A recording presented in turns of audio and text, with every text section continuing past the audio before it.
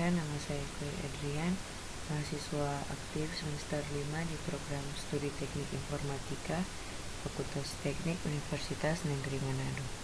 Nah, di video kali ini saya akan menjelaskan tentang materi sistem pakar. Tapi sebelumnya saya minta maaf jika ada suara yang tidak bagus atau salah kata yang nantinya akan ada di video ini. Pertama-tama, saya adalah Chloe Adrian, anggota dari kelompok 10 dari mata kuliah Sistem Pendukung Keputusan. Nah, kita langsung masuk pada sistem pakar.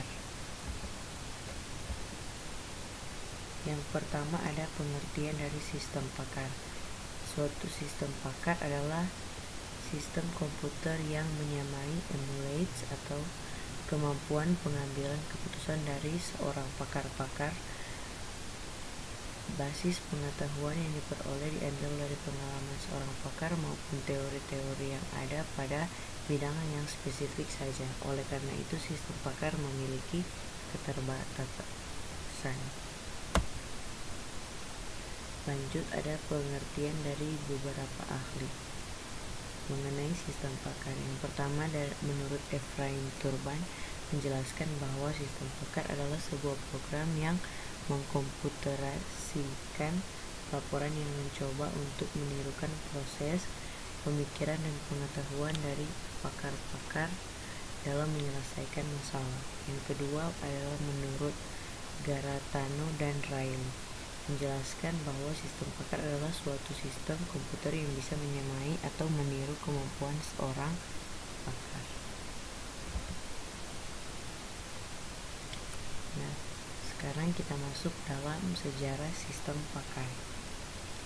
Jadi, perkembangan AI atau Artificial Intelligence adalah teknologi baru dalam dunia komputer. AI ini berkembang. Perusahaan General Electric menggunakan komputer pertama kali di bidang bisnis. Pada tahun 1956, istilah AI mulai dipopulerkan oleh John McCarthy sebagai suatu tema ilmiah di bidang komputer yang diadakan di Dartmouth College. Pada tahun yang sama, komputer berbasis AI pertama kali dikembangkan dengan nama Logic Theories yang melakukan penalaran terbatas untuk teorema kalkulus. Perkembangan ini mendorong para peneliti untuk mengembangkan program lain yang disebut sebagai General Problem Solver atau GPS. Program ini bertujuan untuk memecahkan berbagai jenis masalah dan ternyata tugas yang sangat besar dan sangat berat untuk dikembangkan. Setelah GPS atau General Problem Solver, ternyata AI banyak dikembangkan dalam bidang permainan atau game. Misalnya program permainan catur oleh Shannon 1955 dan program untuk menyelesaikan masalah oleh Samuel 1963. Banyak juga ahli yang mengimplementasikan AI dalam bisnis dan matematika. Lanjut, kita masuk dalam konsep dasar sistem pakar. Nah, ada 6 hal yang menjadi konsep dasar. Yang pertama yaitu keahlian atau expertise. Nah, keahlian dapat diperoleh dari pelatihan atau training, membaca atau dari pengalaman. Keahlian itu meliputi 1. Fakta-fakta tentang area. 2. Teori-teori tentang area. 3. Aturan-aturan tentang apa yang harus dilakukan dalam situasi permasalahan. Yang keempat, strategi global untuk memecahkan. Lalu ada pakar atau expert. Pakar atau expert, berapa banyak keahlian yang harus dimiliki oleh seseorang agar dapat dikualifikasikan sebagai pakar atau expert. Namun berikut ini dijelaskan beberapa kualifikasi yang harus dimiliki seorang pakar. Yang pertama yaitu dapat mengenal dan merumuskan. Yang kedua, dapat memecahkan masalah dengan cepat dan dapat menjelaskan suatu dan dapat menentukan. Dan juga yang terakhir, yang kelima, belajar dari pengalaman. Lalu ada pemindahan keahlian.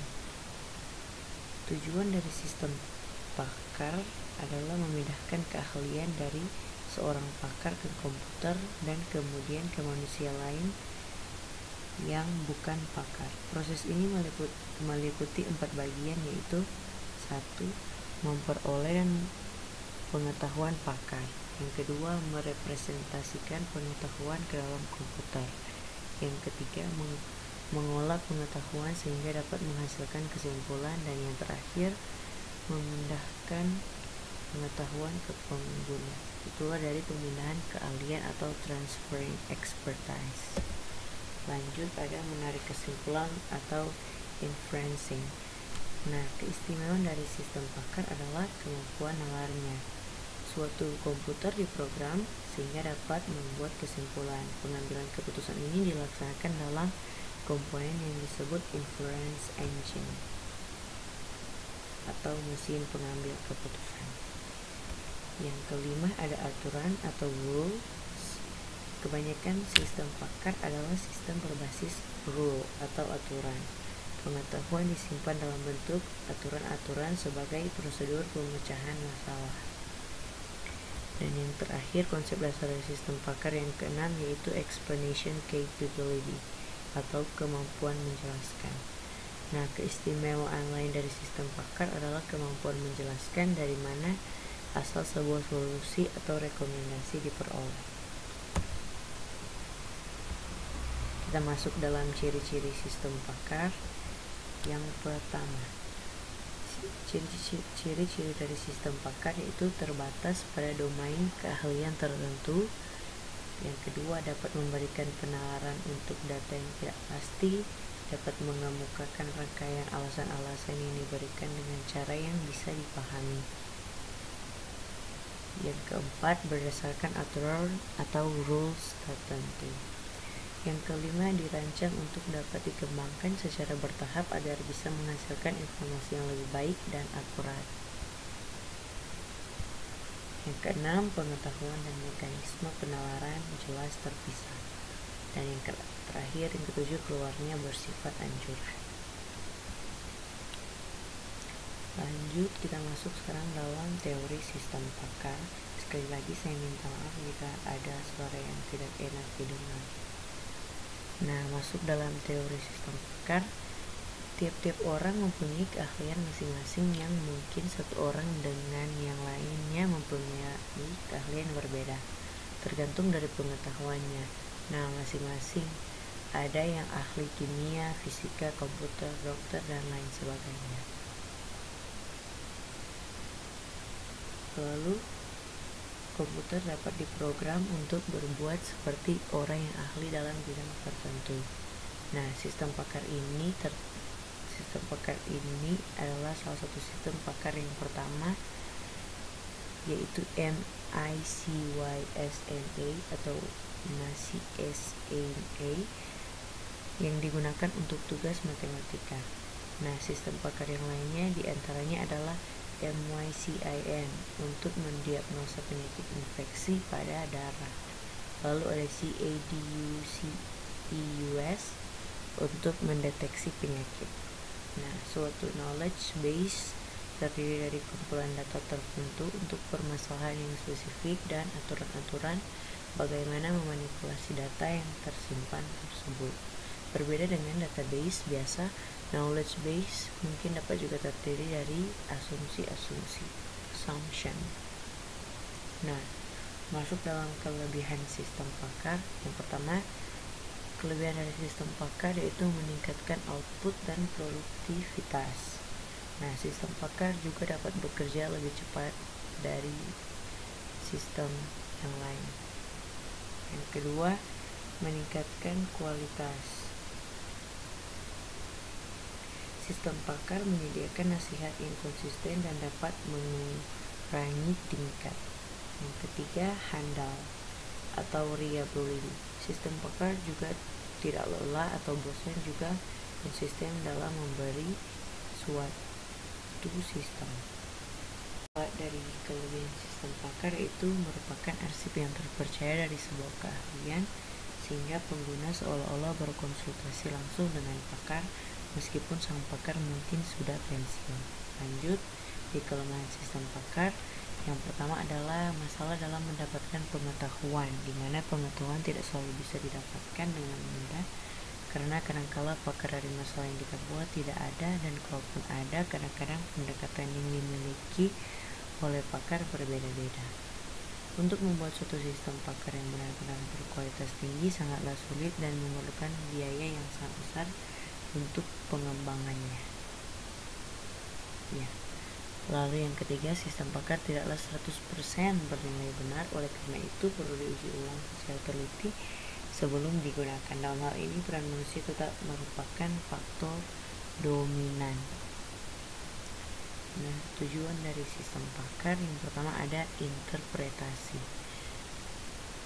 Membuat kesimpulan atau deskripsi dari sekumpulan data mentah, pengambilan keputusan dari hasil observasi termasuk pengenalan ucapan, analisis citra, interpretasi sinyal, dan lain-lain. Yang kedua ada prediksi, yaitu memproyeksikan akibat-akibat yang dimungkinkan dari situasi tertentu. Contohnya prediksi demografi, prediksi ekonomi, dan lain-lain sebagainya.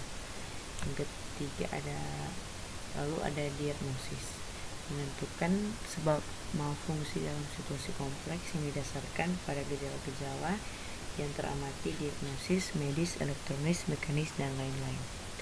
Lalu ada perancangan, yaitu menentukan konfigurasi komponen-komponen sistem yang cocok dengan tujuan-tujuan kinerja tertentu yang memenuhi kendala-kendala tertentu.